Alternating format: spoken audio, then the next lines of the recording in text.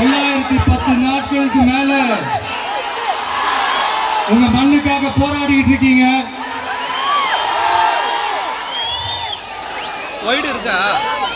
உங்க போராட்டத்தை பத்தி ராகுல் ஒரு பையன், சின்ன பையன் பேசுனதை நான் கேட்டேன். அந்த குழந்தையோட பேச்சு மனசு ஏதோ செஞ்சிருச்சு.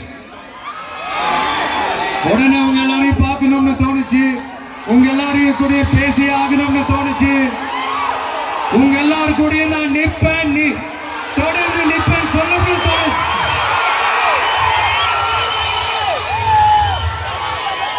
ஒவ்வொரு வீட்டுக்கும் ரொம்ப முக்கியமானவங்க அந்த வீட்டில் இருக்கிற பெரியவங்க தான்.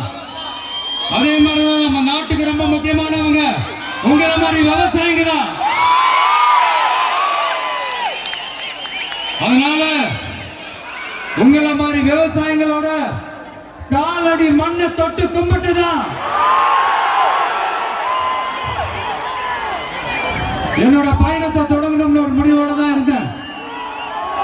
அதுக்கு சரியான இடம் இதுதான் எனக்கு தோணுச்சு.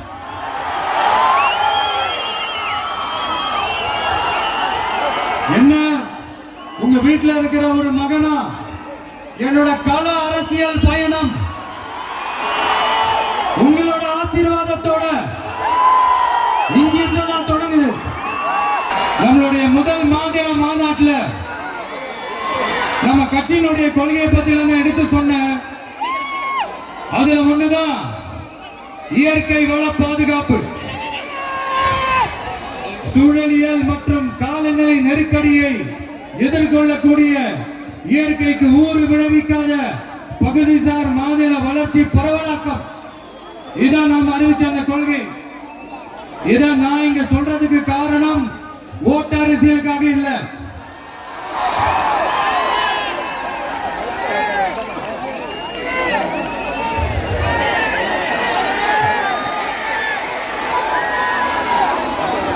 இன்னொரு தீர்மானம் அதே மாநில மாநாட்டில் நான் சொன்னேன்.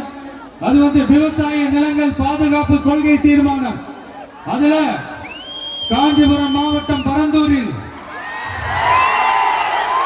1000க்கும் மேற்பட்ட ஏக்கர் பரப்பளவில் 13 நீர்நிலைகளை அடிச்சு சென்னையை நிரந்தரமாக வெள்ளக்காடாக்கும் இத்திட்டத்தை ஒன்றிய மாநில அரசுகள் கைவிட வேண்டும் என்று வலியுறுத்தின. அது மட்டுமில்லாம இந்த மண்ணுக்காகவும் மக்களுக்காகவும் நம்ம விவசாயிகள் பாதிக்கிற இந்த திட்டத்துக்கு எதிராக சட்ட போராட்டம் நடத்தவும் தயங்க மாட்டோம்னு சொல்லியிருந்தோம். அதை இங்க உங்க முன்னாடி ரொம்ப ஸ்ட்ராங்கா வலியுறுத்துறேன். இந்த பிரச்சனையில நான் உங்களோட உறுதியா நிற்பேன். இன்னொரு முக்கியமான விஷயம், நம்மள ஆண்டுகிட்டு இருக்கிற ஒன்றிய அரசுக்கும் மாநில அரசுக்கும் நான் சொல்லணும்னு நினைக்கிறேன். நான் இங்க வளர்ச்சிக்கு எதிரானவெல்லாம் கிடையாது. ஏர்போர்ட்டே வரக்கூடாதுன்னு நான் சொல்லல, இந்த இடத்துல வரக்கூடாதுன்னு நான் சொல்றேன். இதை நான் சொல்லலன்னு இவன் வளர்ச்சிக்கு எதிரானவன் அப்படி இப்படின்னு சொல்லி ஒரு கதையை கட்டி ஆரம்பிச்சிருவாங்க. சரி, நமக்கு அதை பத்திலாம் கவலை இல்லைங்க.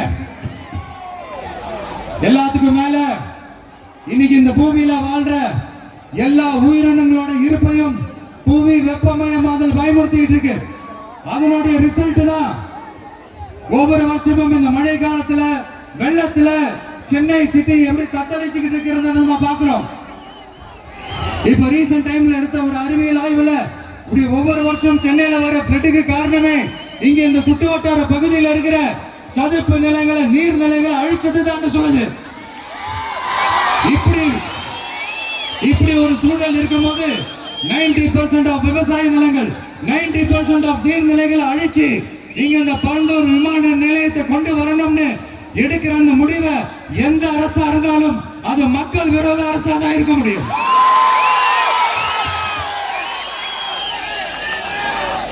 இப்ப சமீபத்துல நம்ம அரிட்டாப்பட்டி பகுதியில அந்த டங்ஸ்டன் சுரங்கம் அமைக்கிறதை எதிர்த்து தமிழ்நாடு அரசு ஒரு தீர்மானம் ஒன்று கொண்டு வந்தாங்க. அதை நான் மனப்பூர்வமாக வரவேற்கிறேன். ஆனா அதே நிலைப்பாட்டை தானே இங்க நம்ம பரந்தூர் பிரச்சனையில எடுத்திருக்கணும். எடுக்கணும்.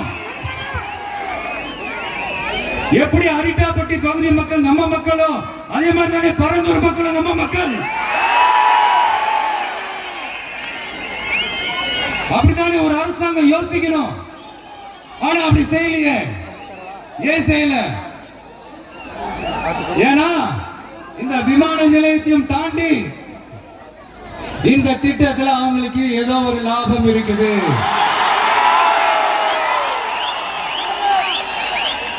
அதை நம்ம மக்கள் தெளிவா புரிஞ்சு வச்சிருக்கிறாங்க. நம்மளுடைய ஆட்சியாளர்களுக்கு ஒரு சில கேள்விகள்.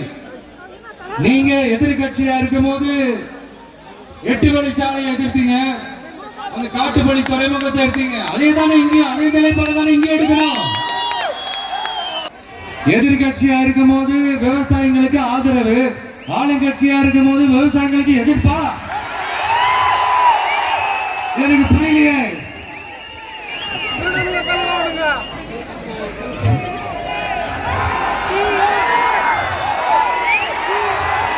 அதனால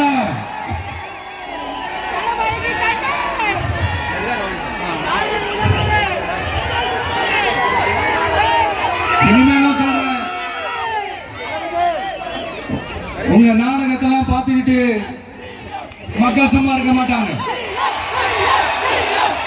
நீங்க உங்களோட வசதிக்காக அவங்களோட நிக்கிறதும், அவங்களோட நிக்காம இருக்கிறதும், நாடகம் ஆடுறதும், நாடகம் ஆடாம இருக்கிறதும், அது சரி. நம்புற மாதிரியே நாடகம் ஆடுறதுல தான் நீங்க கில்லாடிகளாச்சு. அதே மீறி நம்ம விவசாயிங்க உங்க போராட்டத்துக்கு எதிராக போராடினாங்கன்னா பிரச்சனை தான். அதனால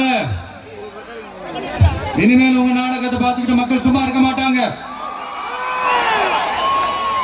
உங்களோட இந்த விமான நிலையத்துக்காக நீங்க ஆய்வு செஞ்ச இடத்தை மறு ஆய்வு செய்யணும்னு ஒன்றிய அரசுக்கும் மாநில அரசுக்கும் நான் கேட்டுக்கிறேன். விவசாய நிலங்கள் இல்லாத இந்த பாதிப்புகள் குறைவா இருக்கிற இடங்களா பார்த்து உங்களுடைய விமான நிலையத்தை கொண்டு வாங்க.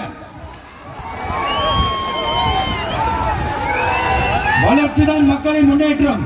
ஆனா அந்த வளர்ச்சின்ற பேர்ல நடக்கிற அழிவு மக்களை ரொம்பவே பாதிக்கும்.